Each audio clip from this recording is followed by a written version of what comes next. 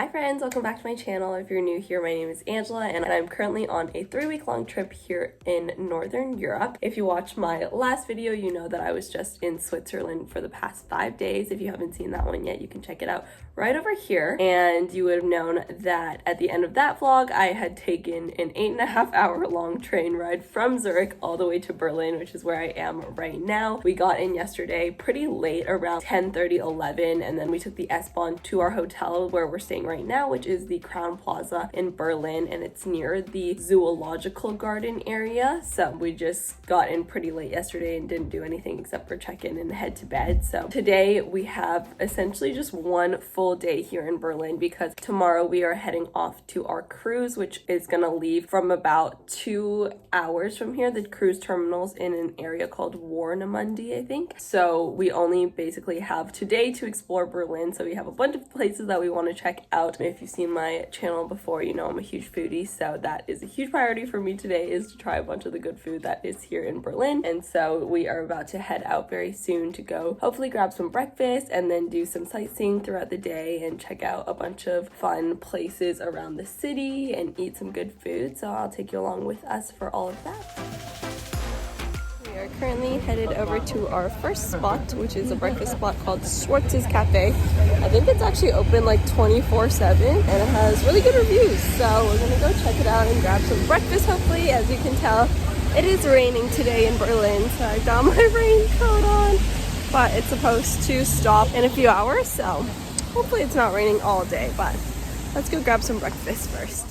Schwartz's Cafe is a popular laid-back day and night cafe that opens from 10 a.m. until 3 a.m. in the morning.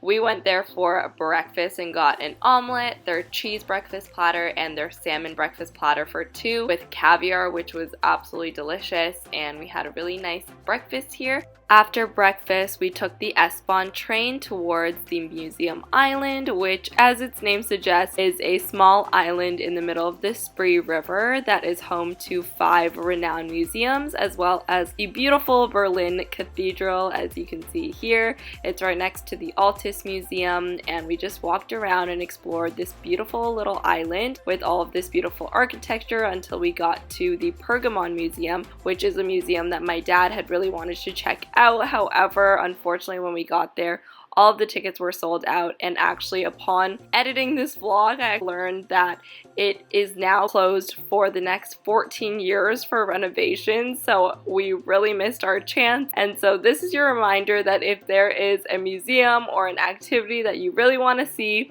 make sure to check if you can buy tickets beforehand so that you don't miss out on it like we did.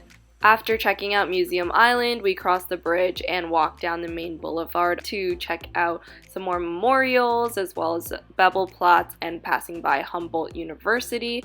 We also checked out this famous chocolate shop called the Haus Schokoladenhaus, where they had these amazing chocolate sculptures of all the famous Berlin monuments. And then we also tried some of this mango spaghetti as a dessert, and since it was quite warm outside, we also went next door to their ice cream shop to try some of their ice cream as well.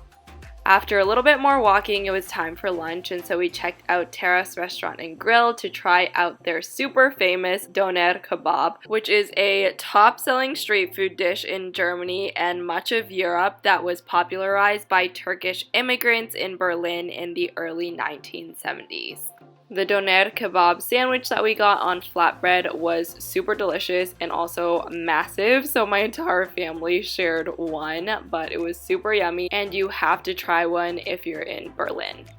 After lunch, it was time for my personal highlight of the trip, which was our free walking tour that started at Brandenburg Gate.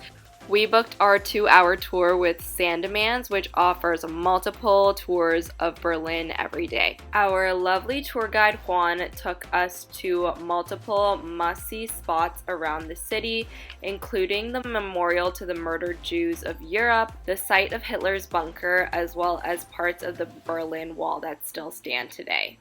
If you've watched my channel before, you know that I am a big fan of free walking tours, but particularly in cities like Berlin, because the tour guides do such a good job of explaining the rich and complex history of the cities.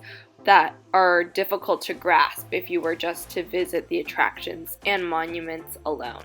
Even though obviously there is so much more to Berlin that we didn't get to explore during our 24 hours there, but I'm really glad that we took the time to learn more about the Holocaust and the history of the city. Following our tour, we head over to the Reichstag building, which is the German parliament building, because our tour guide had told us that we could get a really good view from the glass dome, but unfortunately they didn't have any spots left for the day, so we ended up heading over to catch the subway or the U-Bahn over to Alexanderplatz, which is a large public square and shopping area in Berlin. Honestly, there's not that much to do or see in this area aside from shop, so I wouldn't go out of my way to go check it out, but we did have dinner plans in the area at Hofbrauwirtshaus, which if you saw my Munich vlog, I actually checked out the original location, which was in Munich. It is essentially this huge beer/dining hall that serves traditional Bavarian food, including Schweinshaxe, which is like pork knuckle, schnitzel, spätzle, and of course some good German beer. They also have live music and a bunch of people dressed up in traditional German clothing. It is such a fun vibe. After dinner, we head over to the East Side Gallery to take a walk along the largest open air gallery in the world, which stretches along 1.3 kilometers of the remaining Berlin Wall and has over 100 paintings from artists from all over the world. Good morning. It is our second day here in Berlin. We're about to head out very soon though to go catch our train from Berlin to the cruise terminal, which is at Warnemünde. So that pretty much sums up our very quick 24-hour trip here in Berlin. A couple of things to note that we learned along our way.